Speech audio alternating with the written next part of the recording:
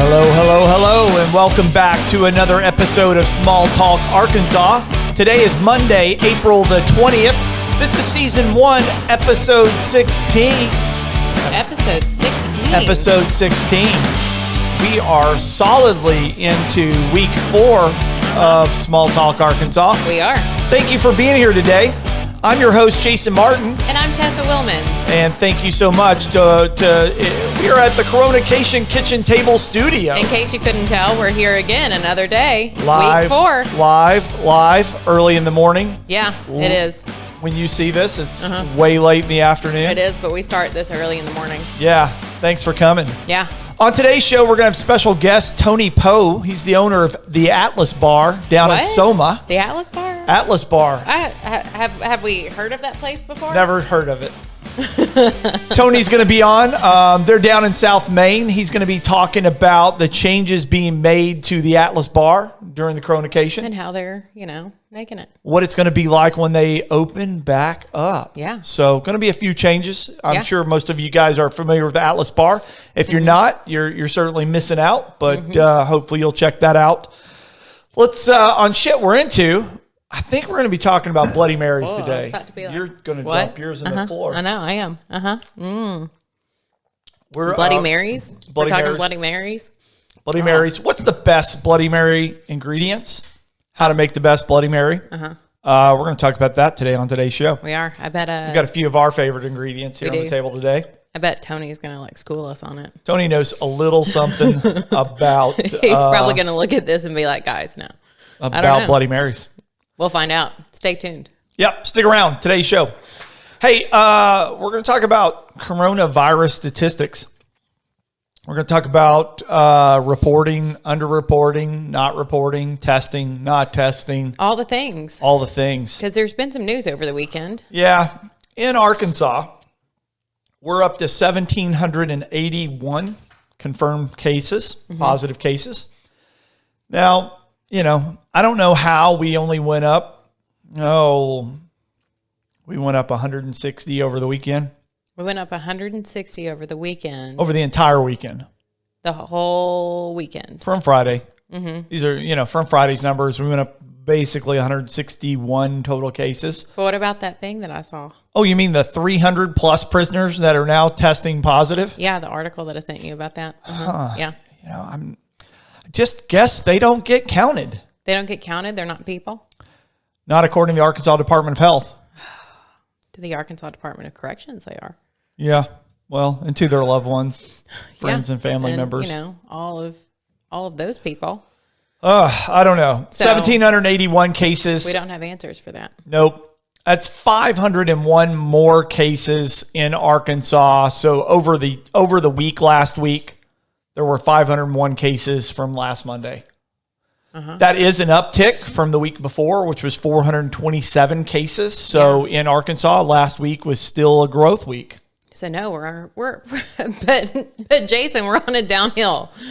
Yeah, that plus the 300 so cases that we're not counting. Let's all go back to work. Yeah, makes social perfect sense. Social distancing is canceled. Yeah, it's not.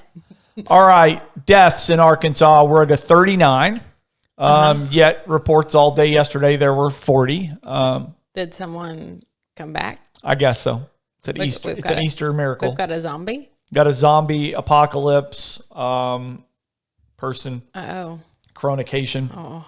So 39 deaths is what the Arkansas Department of Health is reporting currently. There were 27 last Monday in the state. So 39, obviously that's 12 more in the state. That's almost 40, 2 per day. On, the day. Yeah. 12 more than last week. Last week's death was from the week before that was 11. So we had 12 this week. So it's still, it's up just like the positive cases are, even though we're not testing. Yeah. And I'll talk to you about not testing. So for the week, we're at 24,851 people in the state of Arkansas have now been tested for the coronavirus pandemic. 24,000. That was 5,129 people tested this week in the state of Arkansas this past week. Right. The week before? The week before, we had 11,478 people tested. So if we test less, then there's less positive results. Right. And everybody's, stay calm. Yeah. Feel free to do whatever you want because this thing must not be real. Go to the beach. We're going to go back to work. Beach is open. We're going to do all the things. Yeah. All right, moving on. Positive cases in the U.S., 759,786. Broke the 750 mark. Yeah. 750,000. So we'll certainly break 1 million in the U.S. Those are my thoughts. I think with all the... I think with all of the folks that are out there standing, social distancing, of course, with all their gear on, going, hey. Oh, wait, no, the people at the protest? Yeah, the protesting people. Like, what the hell is, protesting people, we're going to break 1 million. No question about it. Oh, yeah, they're all going to get it. So that was, here is some good news though. All right. So last Monday, there were 557,590 cases. So the U.S. grew 202,196 cases, total U.S. over the last week, since last Monday. That's the difference in the stats. So 759,000 cases in the week. That was 202,000 more than last Monday. Last Monday was 219,000 more than the week prior.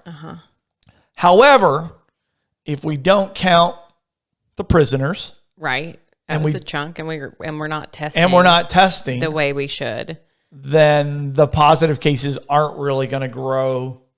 I mean, our testing in the state, we're down more than 50%. Yeah. So what does everyone else's look like? Great question. Yeah. Good question. So 202,196,000 new tests or new cases this week since last Monday reported. 40,683. That was 40,683 more cases throughout the week.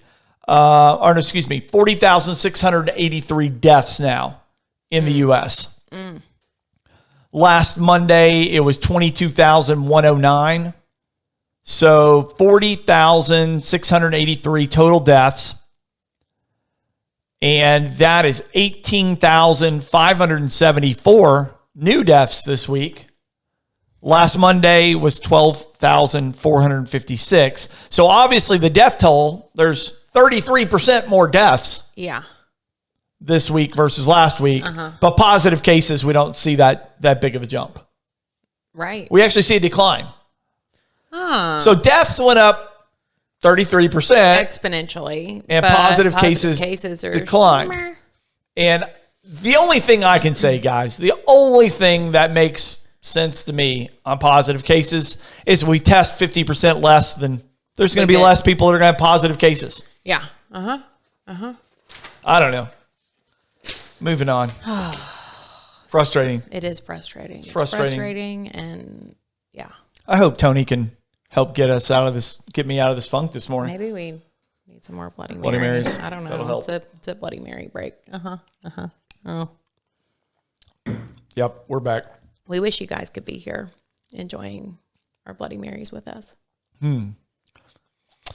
State, on a county by county basis, again, we didn't test very much last week, so the numbers are extremely skewed in reality to what the real data is. But the data that we have, that's all we can report. The data that we have comes from the Arkansas Department of Health.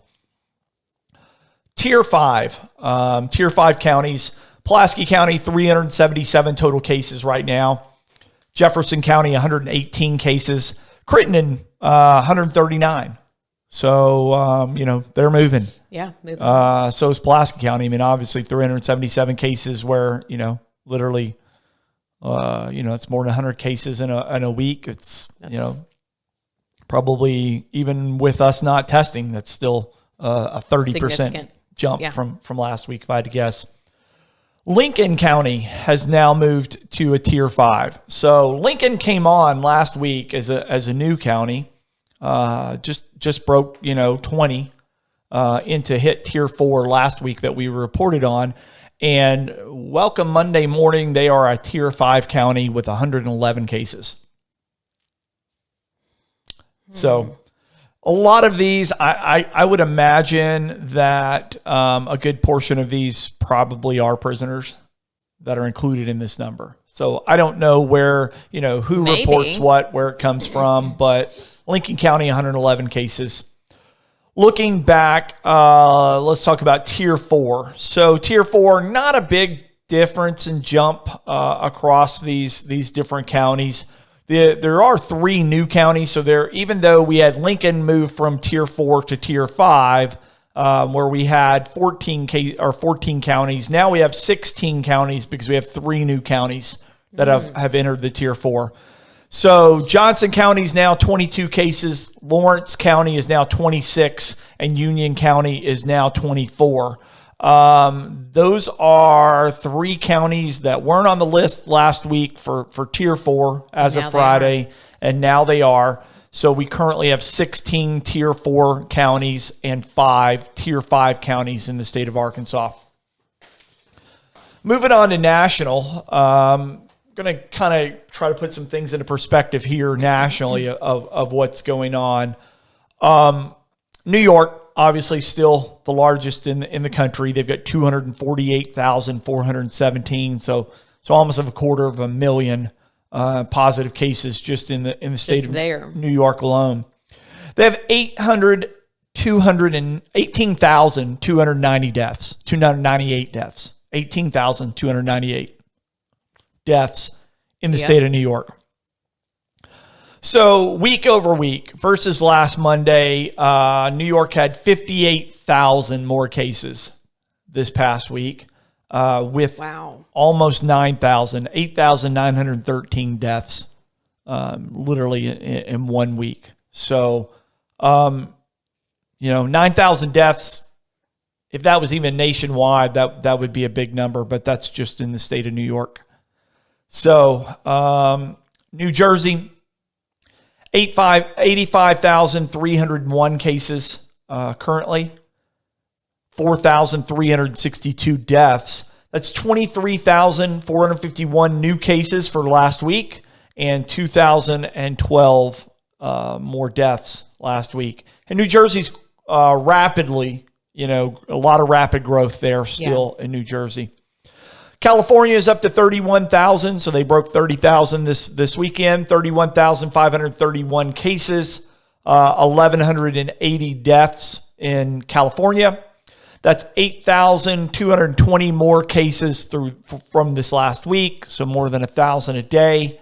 498 new deaths, almost 500 new deaths in California last week. Louisiana is 23,928, so almost 24,000 cases, 1,296 deaths in Louisiana. That was 3,333 new positive cases in Louisiana last week. 456 new deaths in the state of Louisiana. So we're talking about our neighbor states, and we talk about, Louisiana and Texas are the only Tier 4 states that border Arkansas. But in Louisiana, they had 3,333 new cases last week with 456 new deaths last week. Texas, 19,410. That's how many cases they currently have, with 500 deaths in the state of Texas right now. That is 5,524 more cases last week. Yeah. So that's more than a 25% growth. Yeah. In the state of Texas. And 204 new deaths. So it's almost a 40% growth in deaths. So same thing, probably not testing a lot. And yet people are checking in the hospital, confirmed to have it, and they die. Yeah. Mm-hmm. Tennessee has hit 7,070 cases in Tennessee currently. 148 deaths in Tennessee right now. Last week, they saw 1,562 new cases and 42 new deaths in the state of Tennessee. Missouri is 5,807 total cases, 199 deaths currently. So Missouri will break 200 deaths probably today. 1,535 new cases in Missouri. So these are tier 3 states, Tennessee and Missouri. 1,535 new cases in Missouri this week. And that's 81 additional deaths. So that's almost twice as many as Tennessee had. Tier 2 states, Mississippi and Oklahoma. Oklahoma has now moved into a tier 2 state. They were a tier 1 state last week. They were a tier 1 state on Friday. So over the weekend, Oklahoma has surpassed. They passed 2,500 total cases. So Missouri's at 4,274 cases with 159 total deaths. That was basically 1,493 new cases for them last week with 63 new deaths last week. Oklahoma, 2,599 new cases. Or that's how many cases they currently have with 140 current deaths. That was 629 new cases for the week with 44 new deaths for the week last week. In Arkansas, we talked about the numbers already. We're the only tier 1 state. Again, tier 1, realistically, these numbers go by positive cases. So if we test 50% less, of course, it's going to take longer for us to go over that. Publicly, nationally, we look like we're doing great. But are we? Realistically, if you turn into our show every day, you'll really see the data and the statistics that we're able to report from the Arkansas Department of Health. We have 1,781 total cases with 39 deaths in the state, and that was 501 new cases for the week. 501 versus 1,781 total cases. So that was well more than a 25% growth in cases for the week. And we had 12 deaths versus the 39. So you're a 30%, roughly 30% increase on deaths for last week in the state of Arkansas. And yet there's this petition for, Yeah, petitions going around because people need their haircut. Yeah. People need their haircut. People need their nails done. People need their lashes done. I mean, my people, I want to do your lashes. I miss my people. But I don't know that it's safe to be in that close proximity with others right now. Well, we'll see. Other news. Yeah, there is some other news, isn't there? Yeah, no real other local news. I'm tired of all the shootings and we didn't really get any good news over the weekend. Bullshit that just keeps happening. It's true. There's plenty of good news. There's lots of people that are out still doing things. Restaurants that are feeding the first responders, and there's a group going around mowing lawns for folks that work in the hospital. Awesome. There's a lot of really good things that are happening, and there's also plenty of people that are still out shooting being jackasses, thugs. Yeah. I don't know what it is, guys. You got too much free time on your hands. Man. Yeah. Yeah. So looking for that direct route to prison. That's what they're looking for. Good luck to you. Yep. Coronavirus is headed your way, bro. It is. Damn. Hopefully, I hope those, the police officers that are out doing the things that they need to do to find all of these punks and thugs and just dumbasses. We hope that the safety of the police stay safe, both from, they're having to deal with the crime, but they're also having to deal with the corona, which, makes it a little frustrating. So, hopefully be with, them and their families as they're going through this. Obviously, it adds a lot of stress to a stressful job already. It does. Nationally, though, today's 420. It's 420. It is 420. What does that mean? Well, it's International Cannabis Day. So, if you're at home and partake, enjoy. Yeah. Have a happy 420, y'all. 420. So, it's a much safer than, the alcohol. Yeah. It's not really an opinion. That's a fact. That is a fact. Plenty of studies out there. There have been lots and lots of studies. The death rate on alcohol versus the death rate on cannabis. Yeah. It's, you can kill yourself with booze easily. And others. Yeah.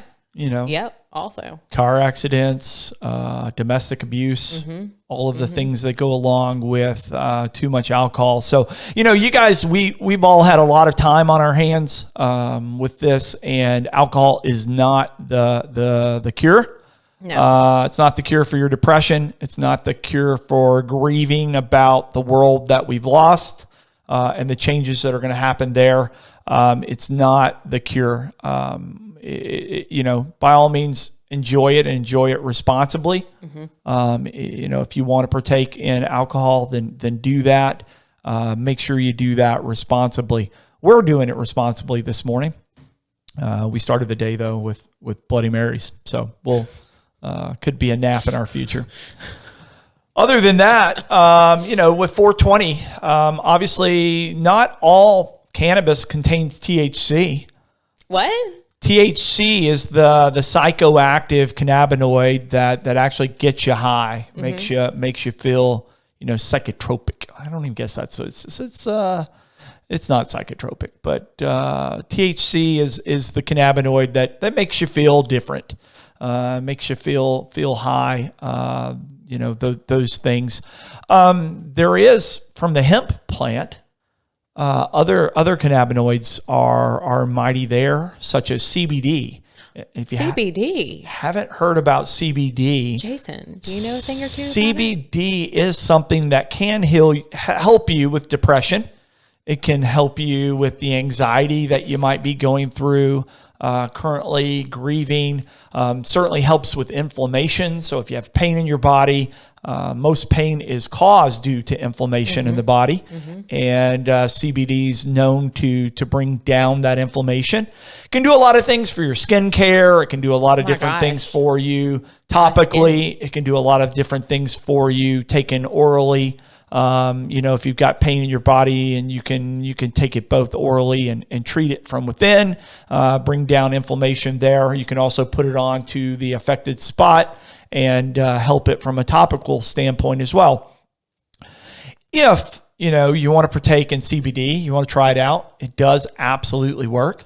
You can check out one of our sponsors. That's Tree of Life Seeds. You can go to treeoflifeseeds.com. You can use the promo code SmallTalkArkansas and receive 10% off of your purchase at Tree of Life Seeds. Ooh, that's a good deal. So Tree of Life Seeds is an Arkansas company. Been an Arkansas company, started in the hemp industry back in 2015. These are guys that do know how to do hemp and know how to do it right. All of the products are manufactured in an FDA certified facility, and they are all grown legally in the U.S. All of the compliances are there to make sure that the products are not only safe for you, but effective. So there's a lot of stuff you can go buy out there. You can go buy CBD in a gas station. Don't do it. Friends don't let friends buy CBD in a gas station. Don't do it. Just got some anxiety. You've got some whatever else that might be going on in your life right now. # put some CBD on it. Yeah. Get it from people who know what they're doing. Check out treeoflifeseeds.com and use the promo code SmallTalkArkansas and save 10% on your order today. Hey, if y'all like what you're hearing and, you wish you could be here at our kitchen table with us, which, we wish you could. But, social distancing and all. Why don't you do us a favor and go over and subscribe to our YouTube channel? We'd love to have you. We would.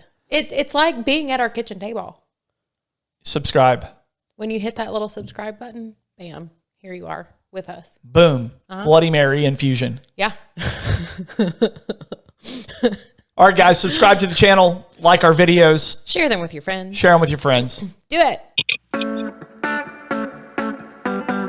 What's that sound? Hey, guys, that is the sound of our special guest today.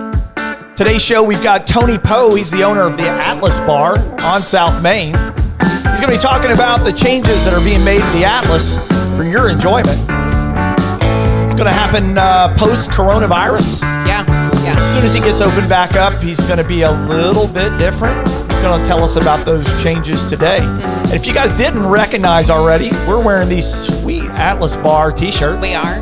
Because in the back of our mind, we both want to be bartenders there. Hey, Tony, are you with us this morning?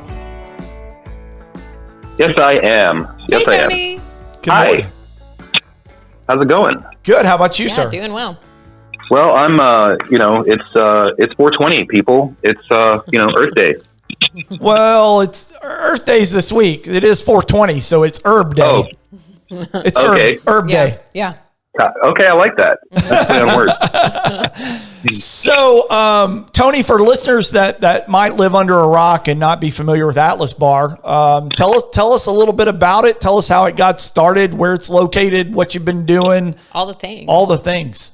Sure. Oh, boy. Wow. I'll try and keep it short. Keep it under an hour. That'd be great. Yeah, under an hour. Okay, yeah. Well, just for a little bit of background for people who don't know me or my family, I was, as fate would have it, I was born into a family of travelers, and it's kind of in my DNA. And my parents started a company called Poe Travel here in Little Rock in the early '60s, almost 60 years ago now. And my sister still runs the company. I worked there for a number of years and had a fairly long career in working in the luxury travel segment all over the world. And it was a lot of fun, a lot of hard work, and naturally I got to travel a lot. And whether it was for business or pleasure, I have had the good fortune to see a lot of the world. And so that early on, that was kind of my inspiration for Atlas came from going to bars, restaurants, hotels around the world, and working myself in different restaurants around the U.S. and places like Portland, Chicago, DC, Little Rock. But like my first restaurant job, this is kind of funny, I'll just digress a little bit, was I worked for Jacques and Suzanne, which was a famous continental cuisine restaurant that was on top of the what is now the Regents building, where the Little Rock Club is. Was, yes, correct. Sad to say, but yeah. In any event, so that's where I learned how to wait tables, and it was my first exposure into hospitality and service, and not just being a customer and observing it, because as you know, they're two very different things. So Atlas, came. I lived in Chicago for a number of years, and I loved the shotgun style of neighborhood bars there on the corner, and Little Rock didn't really have anything like that. And when you go to a bar in Little Rock, more often than not, it's a restaurant that has a bar. So the bar is kind of a secondary undertaking. And I wanted to kind of flip that. And I went all out and opened up a really classy, cocktail lounge that's modeled after your typical neighborhood bar in an urban setting. Atlas being, of course, reflective of travel in itself, maps and books full of maps and so forth. Yeah, the restaurant itself or the bar is absolutely beautiful. I mean, if you haven't seen it, guys, and you haven't been there, it's worth going. I mean, the food's great. The drinks are great.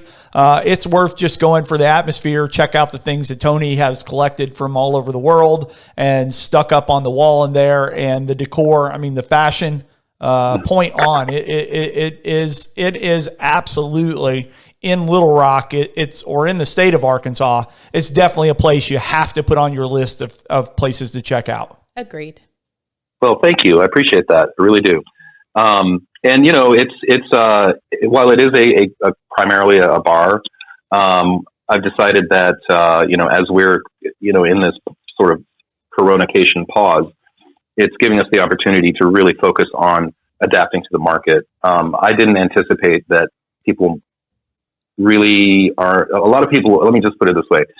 Anecdotally, there have been people who come into the bar and they told me that they were, or they told my staff, or I've heard through the grapevine. They don't tell me directly necessarily, but it was intimidating. They didn't understand, what to do when they came in. Like seat yourself. It's a seat yourself kind of place. I mean, it's a neighborhood bar, but I guess people are accustomed to being seated, and then when they look at the menu, they don't recognize anything on the menu. And so I'm not trying to be judgmental at all. It's just that what we're doing now to address those people's concerns is to kind of make the menu more accessible. Adding a burger, for example, to the menu. We've got some other things that we're cooking up, so to speak. Like, for example, but we'll do it Atlas style. Like, we do have really great wings, but we do them 4 different ways. And with, we have the traditional buffalo wings, but then we also do, like a curry and a gochujang, which is a spicy Korean chili, and that's actually our best seller. But then, like in the burger department, we might do something like a monthly burger that has an international twist, in addition to a really great burger. The big news, this is something really exciting. I'm not sure if I mentioned this to you guys before the show, but we are going to be opening up as a restaurant, and we're adding more seating. The pool table's going, sad as that is to me. But we're going to add a bunch more seating. If the city will cooperate, we're going to put some bistro seating out in front. Oh, that's awesome. Yeah. And then we're going to open for lunch. And we've been working on some really great, lunch stuff, whether it's takeout or dine in. Of course, we do Bite Squad too, when we're open. Mm-hmm. And so it's just going to be, this is something else I need to stress. So many people have come and told me, like, "Oh, I didn't realize you have food." Well, yes, we do. We have a really great kitchen, and everything that we make is made from scratch. We don't fudge on anything. So I've eaten there many times, and I've eaten many different things there off of the menu because it is so diverse, and it's fun just to go in and go, hey, close your eyes and touch the menu and go, that's what I'm going to have today. Because you never have something bad. It's kind of like spinning a globe. You spin the globe, touch it, go, that's where I want to go. Yeah. Same thing on your menu is you just kind of close your eyes and, put your finger on the page and go, bring me that today. So, I've never had a bad experience there. Food's always been great. And it realistically, you go, well, that's the problem you did. You were a bar, but your food was too good, Tony. If you were a bar with shitty food, then you wouldn't have to be a restaurant. But your food is you don't do anything half-ass. You never have. And thank you. Your food is phenomenal there. So it's it may be a little confusing for the Little Rock market, but one thing I can tell you is that when you're busy, you're busy. It's standing room only in there. For sure. And folks can't order food and stand there and hold it and eat and drink and all of those things. So adding in some new tables, should Pull table's great, but adding in to where you can get a few more people in there, then that certainly would help, because I don't want to say Soma's feast or famine, but when you're busy, you're busy. True. Yeah. And I hate to turn people away or have people feel like they can't, that there's not room for them. That's going to be a definite improvement. Like, for example, right now we have, I think, 54 seats in there. That's including the bar stools. And if I have my way, we're going to have probably an additional 20. So we'll take it up to close to 75. That's a big jump, space. And that's good. Yeah. Yeah, it's a small space, and we're limited, of course, by the fire marshal to a capacity of 99. When it's been real busy, there might have been more than that in there, but don't tell anybody. I don't know. Secret with us. We don't have any subscribers or anybody that listens to this show, so don't worry about it. It won't get out. That might come back to bite me. I don't know. Anyway, no. In all seriousness, we're going to have more seating, and it's the atmosphere is going to stay pretty much the same. It's got a great vibe, and it's beautiful. We might change a little bit of the artwork around and so forth. Those kinds of things, but and we are revising the cocktail menu. I'm very proud of our bar staff. They are among the best bartenders in the state. Your entire staff is phenomenal. Everybody out front, the waitresses, the waiters, the bartenders. Yes, they're again, it goes back to, you've been doing this for 30 plus years. as both an observer and somebody in the travel industry, that's really behind the scenes, and you know how to do this, and you've done the people that you've selected to work there, are all professionals at what they do.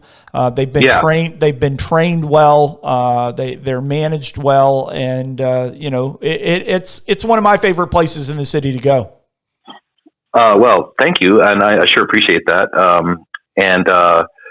That reminds me, speaking of cocktails, if I can just switch gears a little bit here to, since it is 420, what did you call it? Herb Day? Herb Day, yeah. Did you, I just make sure you're not participating while we're on this call. I wouldn't dare. Today is the first anniversary of our classic CBD oil infused cocktail called the Pakalolo, and it was invented by Samira, our GM, and she lived in Hawaii for a time. And Pakalolo is a native Hawaiian term for cannabis or hemp. Choose your word. But it's really, really good. And I'll just kind of give you a rundown of what's in it. Because literally we launched it today, a year ago. It is, I know, it's sad that we can't be serving it today, but it's not going off the menu. I'll tell you that. Anyway, it's Rokugen, lemon juice, simple syrup, elderflower, and a little bit of CBD oil that we procure from our friends at Tree of Life Seeds. Tree of Life Seeds. Hey, I talked to the guys over at Tree of Life Seeds, and when you open back up and you do, you do a new 420, because everything's being pushed on down the road. So when you open up and you do the faux 420 this year, because you'll still do a 420. Tree of Life Seeds said that they're going to give everybody $2 off the Pakalolo, and they're going to take care of that. Love it. That's fantastic. So we'll remind everybody as that gets closer. You'll let us know when you're going to have your faux 420. But it's super awesome that you guys, have a CBD drink on the menu. And it sounds delicious. It is delicious. And the crazy thing is you're sitting there drinking it going, wow, this is so good. This tastes so good. It's refreshing. And then, by the time you've had two of them, you're like, I don't know if I'm a lightweight or these things are really just that good. Well, the drinks tend to be a little bit higher than some other places around here in terms of price. But you don't chimp the guest. No, we don't. It's definitely a value proposition for sure. Yeah. You get your value out of that investment. So you can, portray some more of that Tree of Life Seeds CBD, guys. You can get that at the Atlas Bar in the Pakalolo. Yes. Yeah, totally. On the faux 420, make sure you go in and tell them Tree of Life Seeds sent you, and you'll get $2 off that drink. Mm-hmm. Love Sounds it. Like that is really good deal. Love it. Another thing I wanted to mention, just going back to, what's going on with Atlas. Of course, this whole pandemic thing hit us just, of course, it kind of came, it didn't come out of the blue, but the emergency came out of the blue. Does that make sense? Absolutely. Yeah. No, you and I mean, you still are very world connected. You talk to a lot of people all over the world, as well as, a good portion of our partners in my business are from China. So, we really saw this it affected my business as early as January. As far as real effects, I'm not talking about, it's coming and we have to think about it. More like, the emergency, as you describe it. In January, we had an emergency in our business because we were affected by all of our engineers and everybody everywhere that went back to China for the Chinese New Year that still can't travel, aren't able to come back to the U.S., not able to come back to our our labs and work. And that's one small thing, but when you've got 6 engineers that, are really responsible for the day-to-day operations and the overall, the way that our equipment works and, they go home and can't come back, you have to, we've obviously had to make changes and realistically shut down some equipment that normally would be really, really running this time of the year. That's not able to operate at its full capacity. So you've seen the same thing worldwide. We knew about it a little bit earlier, but it really didn't affect Arkansas here until about spring break, right? That's exactly right. And I'm glad you used that expression, because we were planning to implement the changes that I've been kind of outlining and, get in there and close down for a few days and, reopen, do kind of a grand reopening. We just had our first anniversary back in February, and kind of, just take a pause, look at what's going on. What are we doing right? What are we doing wrong? And let's get it right, rather than just trying to, piecemeal it. And then bam, this thing hit, and, we just couldn't reopen, and so, but I try to look at it with the glass half full perspective, because it's, and I think a lot of people, I hope, can see it this way, that one good thing about this whole situation is that it's forced everybody to take a deep breath and really look at what's important in life, and, as stressful as it is, in some respects, my stress level is a whole lot lower now. I try not to get bored. It's hard for me to get bored. There's too much to do. But anyway, so I think in a way it could have been a little bit of a blessing in disguise for our business. On the other hand, it's a business, and we got to make money, and there's no revenue coming in right now. But trust me, we're gonna reopen. That's awesome. This isn't gonna do us in at all. It's going to make us better. Are there any things that you're thinking about, or any things that might happen prior to really dine-in restaurants being able to be reopened? Have you been working on any menus or any items for curbside pickups? Yes, we have, and we're of course, at the time that we closed down, we had winnowed down our inventory in anticipation of the closure. So it's we've kind of been. We've taken a little bit more time to get to the point where we can, get the curbside service thing going. In addition to offering, our cocktail mixes for people to take home and mix with their own spirits. And then of course the beer and wine thing, people can take that out. So, I guess this is our announcement that we're planning on doing this. It's going to take us a little time to get the word out, but I hope you guys will help us get the buzz going, because we're going to have, and it's a great way for us to introduce some of our new menu items, and the old classics will be there. Our top sellers will stay on the menu. Absolutely. So yeah. What we'll do is, by all means, in the description to this video, we'll tell you everywhere that Atlas Bar can be found. So on Facebook, they can be found at Atlas Bar Soma. And on Instagram, they can be found at atlas.bar. We'll put both of those in the description below, as well as their website and everything else. So, if you want Tony to open back up curbside right now, if you're hunkering, as I am, I'd love to have some of that food. Send us a shout out. Send a shout out on Facebook and show them some love, and tell them to get the lead out and get this thing open. Yeah. And, here's another big announcement. I know this is going to sound shocking, that we're changing our name. Changing your name? We're changing our name. It is now going to be Atlas. Atlas. No Atlas Bar? Correct. Atlas. Yep. Shocking. Yeah. I think it's catchy, I've heard it. I kind of, it's got a ring to it. It does. Agreed. Meet me down at Atlas. Let's talk back a few brewskis. Let's unman the rockets. Yeah, right. So, you were talking about, the world of travel and friends around the world, and, the effect that this has had on everybody.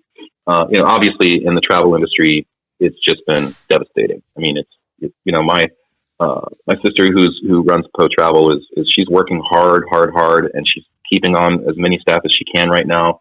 But they're not booking travel. They're not planning people's trips. They're canceling them. Everything. And for speaking for Po Travel, it's all I can speak to. But they book travel out as far as 18, 24 months.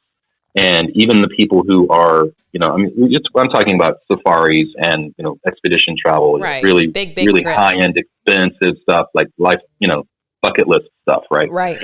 And these, a lot of people are just like, just because of the uncertainty, they're just canceling everything. So everything that they booked throughout the rest of this year is gone. And then there's going to be a time lag from the time that people start booking again until, it really gets, gets churning again, So it's pretty bleak for them right now. They're going to survive. And I think we're all going to survive. It's just going to be a different world a little bit. It's definitely going to be different. And I've been talking to my friends, like we do Zoom calls, happy hours. It's kind of weird because someone might be on the call at 10 a.m. their time, and then someone else is at 8 p.m. their time. But that's cool, though. That's what you have when you have all the different time zones. Yeah. Yeah, and we compare notes. I mean, I have obviously friends who live around the world, and whether they're from the travel industry or from college and whatnot. But I'll just anecdotally, I'll tell you, I was talking to one of my best friends from college. His name's Hiroshi, and he works for a Japanese newspaper. It's sort of like the Wall Street Journal of Japan, the Nihon Keizai Shimbun. But he's in New York City, and he's trapped. He's been the editor there now for a year, and he can leave his apartment to go to work. I mean, he has to because he's essential, and but more importantly, he's being safe and all of that. But more importantly, I asked him, I said, Hiroshi, in your professional opinion, what do you see happening? Like, how is this thing going to get resolved? And he said, well, it's not going to happen really anytime soon. Anyone who thinks otherwise is, missing the mark. And he said that the most essential thing is that, the testing has got to get up to where it needs to be. It's just woefully inadequate. And until that happens, that's the big first big hurdle. Then the other thing that's kind of disconcerting is that, I'm sure you've all heard that, there are cases where people have had the virus and gotten better and then contracted it again. So it's not as if, you just got the flu and you're not going to get that flu again. It's entirely different. And so what he's projecting or predicting, and he's not the only one, but what the experts are predicting is that, we're going to see second wave, maybe more waves of this over the next, months. And so that goes to the whole necessity for getting a vaccine. And I know that there are thousands of people all over the world right now who are, scrambling to get that vaccine going. But that's going to be really, I think, the main thing that's going to give everybody a sense of security and, stability and, certainty. Right. Yeah, because other than that, I mean, we're just, we just have to learn to live with this, and it's ebbs and flows and make sure we're safe. But at the same time, I mean, it definitely changes our life. Yeah, and it sure does. But I think in a way, just kind of, I'm going back to the whole glasses half full perspective here. Like I said, and my friends have kind of sort of corroborated this with me, like, we are connected. We're more connected now to the people that mean the most to us. I've been talking to people who I haven't talked to in 30 years, like, hey, how are you? What is your life like? I miss you.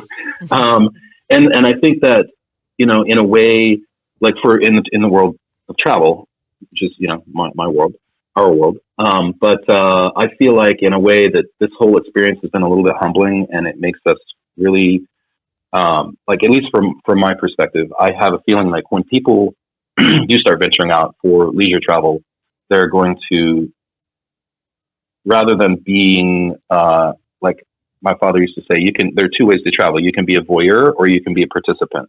And most people who travel, who are, out there on cruise ships or, going to all-inclusive resorts and stuff, even if it's in Indonesia, the resort is a bubble, where the ship is a bubble, and they're not really interacting with people. And so I think we're going to see a more participatory trend in travel as we go forward. And that's good because, it's all about human connection. And, that's true. For my part, the best travel experiences I've ever had have been when, let's say I fly to, Vienna. That's not a good example. I used to live there. I know it too well. But let's say a city that I haven't really been to, Sao Paulo. That's a perfect example. I arrived in Sao Paulo for the first time for a trade show a few years ago. And I checked into my hotel. I was dead tired. I had a day to kill before the trade show started. And I, went downstairs and I looked at the concierge and I thought, am I going to talk to the concierge and find out where I need to eat, what I need to see around here in walking distance? And I thought, no, I'm just going to go. And I, walk out the hotel, go down the street, sit down in a cafe, strike up a conversation with somebody. You can't buy that. No, you can't. You just can't buy that. And of course, concierges notoriously get kickbacks, and they're going to direct you to a place where they think that you want to go. That's going to satisfy what their perception of you is, and then get a little payback on it at the same time. So that's not in your best interest. That's in their best interest. Exactly. So, but you sitting down talking to a local, you're going to find the real places that are the best. Well, as it turns out, when I left the hotel that morning, it was like 9 a.m. I didn't know it, but that was the day that Sao Paulo has the biggest gay pride parade in Brazil, if not maybe in the world. And I just walked out of the hotel and I'm like, what is all that racket down at that main avenue? And I go down there and it was just, imagine Brazilians, they just no holds barred. There's just nudity and drunkenness. Everyone's just, and that was just you. Down. Yeah. Yeah, right. That was just me. I'm like, I was setting the example. Yeah, put me up on that mobile stage, and I'll show you what I got. Yeah, that would clear the area pretty quickly. Give me a boa. Naked and not afraid. Yeah. But and so I spent like the next hour, as much as I could tolerate the throngs of people, just kind of walking around and checking people out, and it was a beautiful thing because everyone was really celebrating, and it wasn't just about, gay pride. It was just about living life and, just living it openly and being, having a great time. Yeah. And boy, Brazilians really know how to have a great time. So, that was one of those things. It was just kind of serendipitous. I didn't know about it and didn't, plan on going to see that. But it was something else. I got some really crazy pictures. That's awesome. That is awesome. And that's the beauty of just experience in life. Getting out, traveling, seeing other cultures, and literally not, like you said, I mean, you really experienced it opposed to went to somebody and said, hey, set up my schedule and book me here and book me there and tell me all the things that you think I want to do while I'm here. Instead of that, you just went out and did it. Exactly. Mm-hmm. And I think that the more you do that, the more comfortable you become, and maybe a little bit more adventurous. Not reckless, but adventurous. Yeah, obviously you've got to be safe. You've got to use common sense and practice all the right things. Know where you are. Know who's around you. But yeah, and another thing that I marvel at, and tell me if you guys agree. Sometimes I think the best travel experiences happen when things go wrong. Oh, absolutely. Okay, my flight was canceled. I can't get out of here for 2 days. Okay, fine. Let's make the best of it. Rather than stressing out and complaining and making phone calls to try and, fix it yourself, just go with the flow and let it happen. Yeah, because that's when really magical things happen. Spend 7 hours, 14 hours, whatever that time is, worrying and fretting about when your new flight's going to be, where your luggage is, all of those types of things. You could sit down at the bar and drink yourself silly, or you could literally get out and experience some new things. Yeah. Yeah. Go, get on the subway and get on a random subway and get off somewhere random and see where you are and see what happens. It's there's a great big world out there, anything could happen, but, I just think I do really, though, I believe all right, so in that situation, your flight gets canceled. You can't get out of whatever city you're in for a couple of days. Well, maybe take the train. Mm-hmm. Oh, gee, there's another way to get there, or take a boat, I don't know. I just feel like flexibility is really essential in maximizing your travel experience. You just have to be you just have to be cool with it. We do therapy Thursdays, and I think what you're saying right there, I think you just became a therapist, because I don't think necessarily it matters just when you travel. I think in life, if you have flexibility, you're going to be happier. Yeah. Than somebody that's so rigid that's just like, it's got to be this way, my way, all the way, all the time. Then you're going to be really disappointed when it's not. You're going to be angry. You're going to be frustrated. Yet if you're adaptable and just flexible, just kind of go with the flow, have a good time regardless of where you are, you're going to live longer. You're going to be happier. And Have that's less one thing. stress. If you guys don't know Tony, that's the way Tony lives his life. And that's just pretty awesome. I'm pretty spontaneous.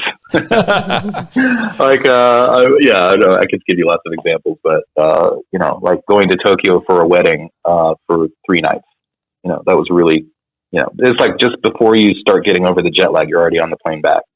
Right. Right. You just gotta go with it sometimes. Jet lag. And then there's everything that happens in between.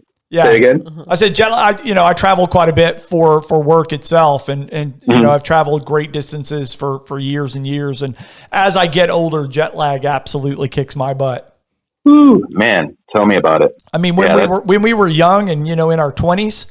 No problem. No problem at all. Now that we're a little more mature, we can say that we're a little more mature. Maybe. I mean, maybe a little wiser. I don't know about mature. Maybe a little wiser. I still feel like I'm 16. I don't know. I agree. And as you get older, there are things that you can do to mitigate the effects of jet lag. I mean, really basic, simple things like, personally, before I travel a great distance, let's say I'm going halfway around the world. Okay, we're going to Delhi. Well, it's 12 hours. Almost exactly 12 hours different. 13, I can't remember exactly, but it's almost the flip side of where we are. Yep. And so I try to mentally try to mentally think, okay, it's XYZ time right now. Just kind of think about it, and I'm telling you, it really helps. I've been doing this my whole life, and that's one thing I try to do. The next thing is obviously you've got to hydrate, and because when you're in an airplane at 40,000 feet, 35,000 feet, it's just going to suck you dry. And just by breathing, you're dehydrating yourself. So it's critical that you drink a lot of water. That's going to make a huge difference. You mean you don't get on the plane and immediately start ordering drinks? Well, of course I do. You just drink plenty of water as well. Right. Yeah. It's going to make you look better too when you land, for sure. Oh gosh, that's for sure. Definitely. And then, the other thing too, and whether it helps with jet lag or not, I mean, I think it's essential, especially as we get older, to get out of the seat, man. Go stretch in the back of the plane or walk around the plane. Most people just get in that seat and they sit there for 12 or 13 hours. And, I don't know about you guys, but if I sit that long, I mean, I can't, first of all, I just have to move around. But, if I sit in one place for too long, man, I get stiff. I'm going to have to see a chiropractor as soon as we get off the plane. If that's the situation. Yeah. No. So I think, it's really critical that you just get up and move around, and it feels so good to stretch, In fact, I'm doing it right now in my seat. But, and then when you get there, just kind of try and acclimate and don't like, okay, let's say you're going to Europe. It's a lot closer, but, for example, you're flying overnight. It's not a really long time. You're not getting a whole lot of sleep. And then when you get there, it's the morning when you're thinking, oh gosh, I'm kind of getting, by noon, you're getting kind of sleepy. But I think it's better to just plow on through. Don't take a nap because you're going to be back on your old time zone, or you're not adapting to the current time zone, and just plow through that day and then go to bed that night and, go to bed at 7, whatever. And you're going to sleep super, super hard. And then bam, the next day you're good to go. Solid advice. Yeah. Does that sound familiar to you, Jason? Absolutely, without a doubt. I mean, I try to get on the other, the other time zone as quickly as I can before travel. After travel, I want to get, when I plan to come back, I want to get back on my time zone as quickly as possible, at least in my mind. Want to drink, stay plenty hydrated, like you talk about. Those are all things that are necessary. Stretching, being active, not staying in your seat necessarily on a plane, or staying in your hotel room, or if you're traveling for a conference, not sitting still all the time. You've got to get up. You've got to get out and around. I always make sure I always pack walking shoes, without a doubt. Running shoes, walking shoes, anywhere, everywhere I go. I mean, I may be going for a business conference and having to wear something that might be a little uncomfortable for business, but from an aspect of I'm going to make sure that when I land, where I land, when I get where I'm getting, I'm gonna go put some miles on those sneakers. For sure. That's just just out and about in the enjoying the sunshine or the outdoors. Wherever I might be, just taking in the fresh air. Exactly. For whether that's 30 minutes or an hour or 2 hours. I oftentimes will walk to dinner when I might be in a hotel that's got a fantastic restaurant right in it, but I'm going to find some things that are close by, and I'm going to probably get out and walk there. Might take a cab or an Uber back to the hotel, but I'm going to walk one way at least, just get my stretch on, get my exercise on, get my blood going. I'd rather do that than go to the hotel gym. Yeah, absolutely. As long as the weather's permitting that you can get out and do those things, absolutely. I don't want to go out and walk in a thunderstorm or anything like that. But, other than that, you're going to find me outside the hotel opposed to going down and getting on the treadmill by all means. Oh, yeah. Yeah. And like you said, I mean, what really struck me about what you were saying is that the fresh air, critical, especially if you're in a business conference and, it's 2, 3, 4, however many days and you're inside and, air conditioned or, filtered or not filtered. I don't know. Plus you take the plane ride there, the plane ride back, plus you take everything that's in your hotel room because, those windows in there aren't opening up and bringing in fresh air. You're sucking it in through that central little air conditioner in the room, and it's just, recirculating the same stale air over and over and over. Yeah. Well, and that you just reminded me, then there's the whole diet component to traveling. I mean, especially when you're flying, I always bring something to eat that's healthy. Like it could be an apple, I don't know, just something that's like fresh fruit or some kind of a trail mix that's not too salty, something like that, just to kind of snack on. I think that makes a difference because, like, as we all know, airplane food is generally terrible and it's super, super salty. And I'll eat it, but I try to compensate with something like, well, of course, lots of water, and if I have any fruit, or if they have any fruit on board, try and do that. Absolutely, that makes a difference. Well, that is all we have for today to talk about the Atlas Bar. Atlas, so it's no longer Atlas Bar; it's going to be Atlas. Can be found at 1224 Main Street. That's South Main in Little Rock, Arkansas.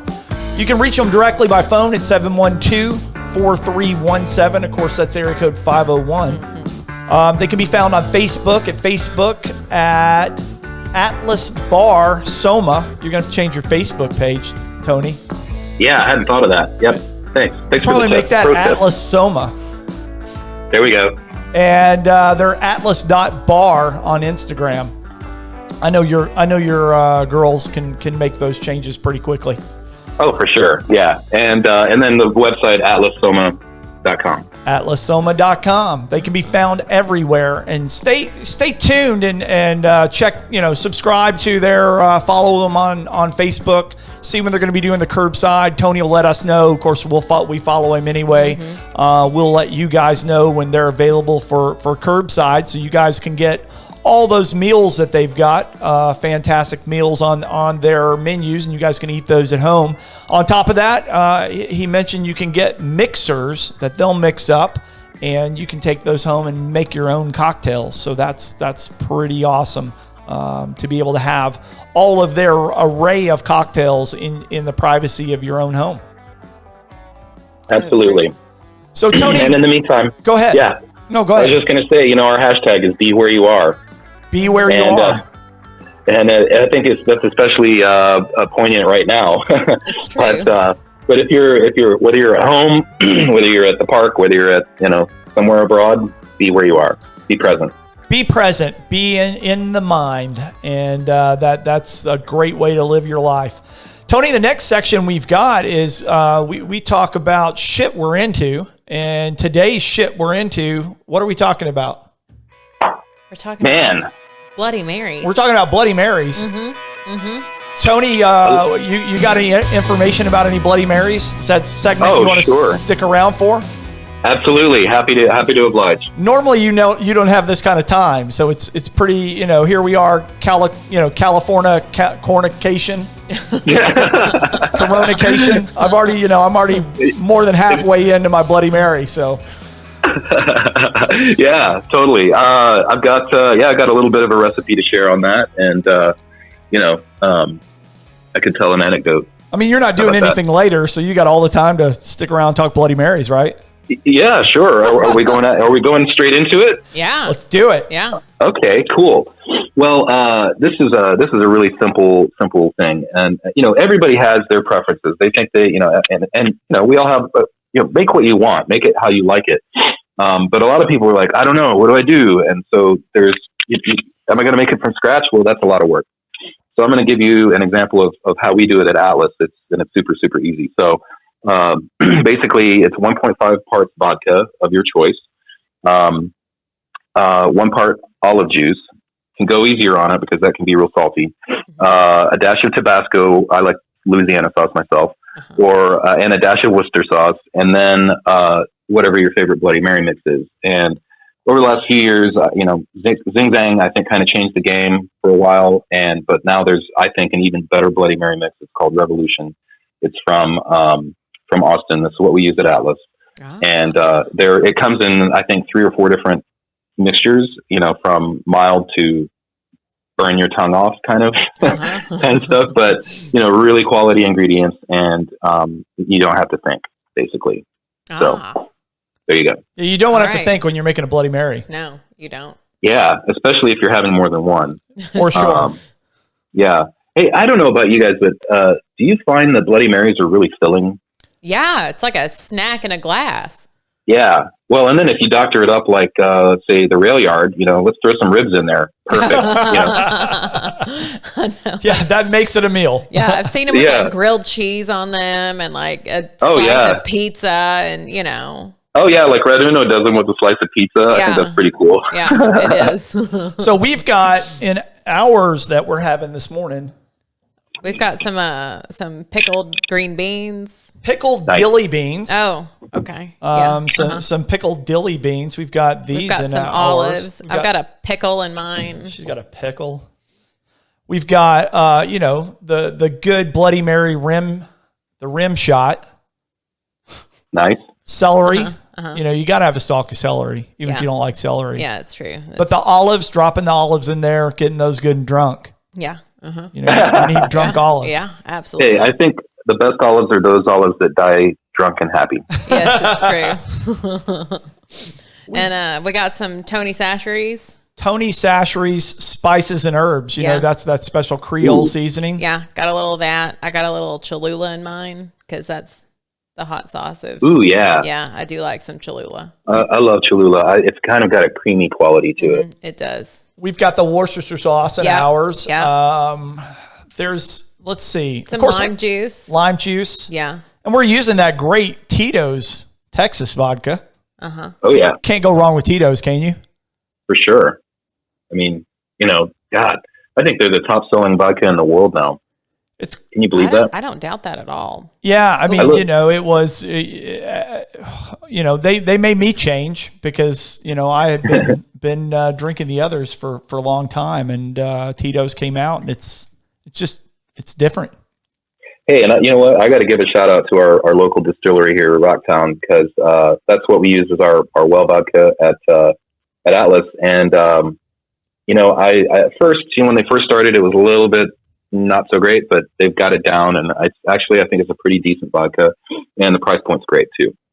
So that's something to keep in mind if you want to shop local too. Yeah, support that local. Buy local for sure. Mm-hmm. Yeah. And this is a kind of a funny thing. There's one of my favorite restaurants in Chicago. It's called The Publican, and if people don't know it, it's in the former meatpacking district, and it's just off the charts. It's all about meat. I mean, meat, and more meat. So not a place for vegans or vegetarians, especially, but they started a satellite restaurant, and I'm blanking on the name right now. It's just a few blocks away, but they do a brunch, and it's fabulous, and really high quality ingredients. They use Yardbird eggs. It's not like it's really comfortable. Yeah. and they serve these Bloody Marys. And I'm only going to go into the details about the Bloody Mary, but what they do is when they serve you a Bloody Mary, first of all, it's in a pint glass, like a 16-ounce pint glass, because it's Chicago and it's big, and like, we're going to drink this, you know? Yeah. But then on the side, they serve it with a Miller High Life Pony, those little short beers. Yeah. As a chaser. And maybe that's not unique to them, but that was the first place I saw it. And I thought, wow, that's pretty cool. I mean, have a beer with your Bloody. With your Bloody. That's awesome. Yeah, they actually, I mean, you can get a Bloody beer and have beer in it instead of vodka, right? Sure, absolutely. Mm-hmm. It reminds when me I lived of that out Mexican drink. Like a michelada. Yes, that's it. Yeah. Yeah. And I mean, there's so many different versions. Gosh, like a lot of people do what they call out in Oregon, at least, and in Oregon, they call it a red beer. And it's basically they take half a glass of beer and a half glass of clamato, or, you know, just tomato juice. And it's just like, it really, if you have a hangover, it's actually kind of healthy. I'm not going to lie. For all your travel and hangover advice, talk to Tony Poe. Oh, I like to say I'm a professional. Professional. I don't know. It's postable. It's postable. I don't know. Postable. He's a professional. Yeah. I could go on and on. Trust me. Puns galore. Yeah, I am a pretty punny guy. But you know, getting back to Bloody Marys. There was another ingredient I was thinking of while you were talking. Oh, I like to put just raw horseradish in mine. Yes. Oh, me too. You know? Give it a little bit of a kick. Yes, absolutely. I like my Bloody Mary spicy, and definitely most of this stuff, if you don't continue to mix it, falls to the bottom of your cup. And of course, the bottom half or the bottom quarter is way spicier than the other, you know, the rest of it, and you still just drink it down. Maybe that's why you need that little Miller Pony to chase it. There you go. Eat. But I've also had some Bloody Marys in some places that I was like, oh my God, this is absolutely too hot to even drink from even the top one quarter of it. And I'm like, who in the heck? I've been to Texas into several places down there, and I'm like, holy crap, this is like drinking flames. Yeah, and it stays with you, if you know what I mean. I do. Let's get the red ring. The red ring of death. The old ring thing. All right, we just totally went down the foods right there. I don't know that. Literally. Did they get? It depends on if they stayed with us and went down that rabbit hole with us. Yeah, right. But I agree with you. I mean, there is such a thing as too spicy. I mean, let's be honest. Yeah, there is. There absolutely is. So, in your opinion, best tips for the best Bloody Mary that are out there, you know, in your opinion? Obviously, you're a professional drinker. So, what does it got? I like the olive juice trick. It's just, you know, taking basically, you know, jarred olives in a jar are essentially pickled, right? So it's a vinegary, kind of salty vinegary brine. So a little goes a long way. That's why when I was talking about the measurements, you know, if you're doing 1.5 parts vodka and 1 part olive juice, that could be pretty salty. So, I mean, you know, again, I've got hypertension. I'm old. I'm overweight. You know, I got to watch my salt intake. So I personally go a little easier on that ingredient. But the beauty of it is that you're getting that. Well, you know, I don't know. I could drink that stuff just straight. You know, just take the jar and tip it back. Absolutely. I know. Have a slug of that delicious olive juice. Go run a half marathon. Yeah. Right. Naked. Naked. Not afraid. But like I said before, I love putting some horseradish in there. You know, gives it a little kick. Yeah, and I didn't mention in our recipe, but also I like putting lemon juice in it. Okay. Gotta get a little citrus, like fresh squeezed lemon juice. Yeah. We're doing the real lime straight out of the bottle. Oh, perfect. Super easy. Just a squeeze. Hey, I'll tell you what, there is nothing wrong with that stuff. It's like, obviously there's the convenience factor, but I mean, honestly, I mean, I know if you're squeezing fresh lime juice, like at the bar at Atlas, when we're squeezing our fresh juices, the character of the lime juice changes within hours. So it's like, for our part, to maintain quality, we squeeze fresh every day, and whatever's left over, it either goes to the kitchen to maybe be used, or it's just not going to be used. Mm-hmm. But with the real lime, it looks like a lime, but it's plastic. But that stuff is actually really good, and it lasts. That's I guess what I was getting to is like that's something that you can have, whether it's a backup or whether it's your go-to, it's going to last for some time, and the character's not going to change like it would if it was really fresh squeezed. Well, when you when you start a podcast as early as we have this morning, convenience is what it's all about. If we'd had to get up, cut some limes, squeeze some limes, we were already running late, so yeah. If it was a brunch. Right? Just ease on into it, because I mean, what else are we going to do? It's true. Okay, I got a question for the both of you. So I can't see you right now, but I know what your setup looks like. And thank you, by the way, for wearing the Atlas t-shirts. Hey, by the way, go ahead. Well, go ahead. I want to keep touching base on the t-shirts. Okay, so we can see the top half of you, but what's going on under that counter? We're naked.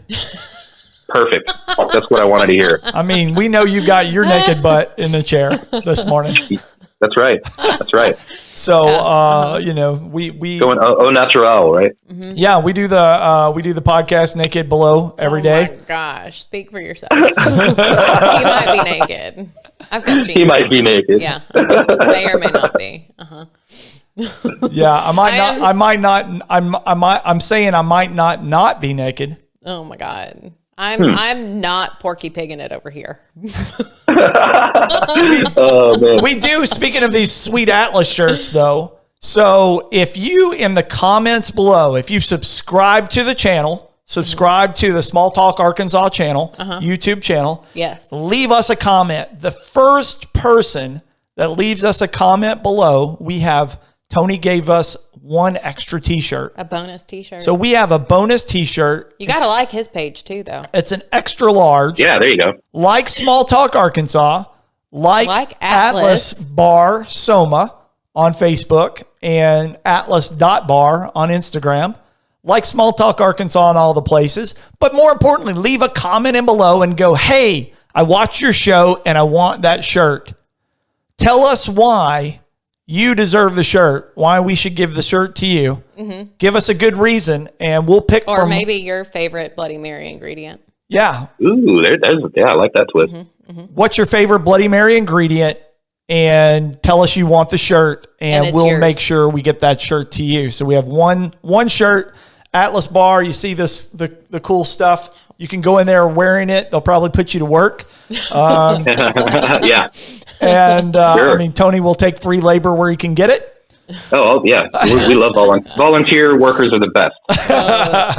So leave us a comment. Tell us what your favorite Bloody Mary ingredient is. Tell us you want the shirt. We'll make sure the shirt is yours. We'll get it out to you. We'll ship it to you. Yeah, we will. And that's awesome. I love it. Get it quickly. So well, and here, can I just add a little bit to that? Absolutely. Because since we are dramatically changing our name to Atlas, these shirts are now going to be collector's items. They are. I already had some offers for mine on eBay. Is that right? Wow, you don't waste any time, do you? I mean, you told us, so I was already working on my phone, going, "Hey, I bet I can sell this shirt." Yeah. I'm sure you watched Tiger King. I could tolerate it for about 20 minutes. I'm sorry to say. Gotcha. I just did wasn't my cup of tea. Well, the one guy that ended up having to go to court, the guy with no legs, that had the prosthetic legs and had to go to court. He's never wore pants, and he had to buy a pair of pants to go to court. And then one of the guys that put on the show said, "You know what? I bet you could sell those pants for a lot of money right now. You could sign an autograph and sell those pants for a lot of money." So that's what I'm doing with my Atlas Bar t-shirt. Cool. We'll auction it off, sell it, give the proceeds to charity. 'Cause I know where to get more. But right now, if you want one of these Atlas Bar limited edition, because they'll no longer be bar t-shirts, you know what to do in the comments. Yeah, make it happen. Cool. You could be one of the cool kids in Little Rock. Mm-hmm. Again, Tony, thanks for being on. I love your place. I absolutely love your place. I tell everybody I know about it. I just don't know enough people, I guess. But, we wish you all the success. Let us know when you open back up, and let us know when you put out your curbside menu. Yeah, we'll share the news. Yeah, definitely. Stay tuned. I'll keep you guys apprised first. Awesome. Well, amazing. We'll put that out there. We're going to give away this Atlas Bar t-shirt. And Tony, man, stay safe. Yeah. Hey, thanks. You guys stay safe and, keep your pants on there, buddy. Hey, don't tell me what to do. All right, Tony, appreciate it, man. Thank you, guys. Thanks. All right. Bye-bye. Talk to you later. You too. All right. Bye. So, what shit are you into right now? We are clearly into our Bloody Marys, but what are you into? We want to know. Leave us a comment or send us a message or, do all the things. You know how to get in touch with us. Come on, we're all over the internet. Yeah, one more thing on the 420 is we're drinking out of hemp straws. We will not have you guys judge us for drinking plastic straws. No, these are biodegradable hemp straws. We are also being mindful of, the 420. Of 422's Earth Day this week. And Herb Day. Herb Day and Earth Day. Well, and these are hashtag the hemp straw. So you can check out hashtag the hemp straw. So these are biodegradable. And they're really good. They're better than those paper ones. You can actually bite them. I don't know if you're a straw biter. I kind of am. And, the paper ones disintegrate and, they're good. People know what I'm talking about. She eats her straws. I don't eat them. You probably could eat that though. So it's made of hemp and totally 100% biodegradable hemp plastic. Mm-hmm. So Herb Day, probably 420, Earth Week will be Earth Day in a couple days. Mm-hmm. We're celebrating all of those things with our Bloody Marys. We are. Mm-hmm. So let us know what shit you're into. Tell us in the comments below. We love hearing from you guys. On tomorrow's show, Tuesday, is our local comedy show. Mm-hmm. This week we have local Arkansas funny man Dustin Vance. So Dustin Vance will be on tomorrow's show on the comedy show. You guys don't want to miss that. He's always funny. I know he's got some really funny stories to tell you. So you don't want to miss that. Is there something else that you want to hear us talk about? Would you like to be a guest on our show? Do you have something that you'd like to share news-wise, something newsworthy that's going on in the local area? We'd love to hear from you, and we'd love to have you on. So leave us a comment, leave us a message. We love hearing from our guests. Yeah, we do. And if you guys like what you heard today, why don't you subscribe to our channel like we asked you to earlier? Just do it. Just go over and just click that little button. Subscribe, share it with your friends. All the things on all the channels. And, all the channels. Make sure you subscribe to the channel on YouTube, guys. Really helps us out in the algorithm. It does. It absolutely does. Subscribe, like the video. Yes. Comment on it. Comments. We appreciate it. We love hearing from you guys. We do. Remember, y'all, stay safe, wash your hands, have a Bloody Mary, and social distance, do all the things, and thanks for shooting the shit with us today. Yep, we're out. See y'all tomorrow.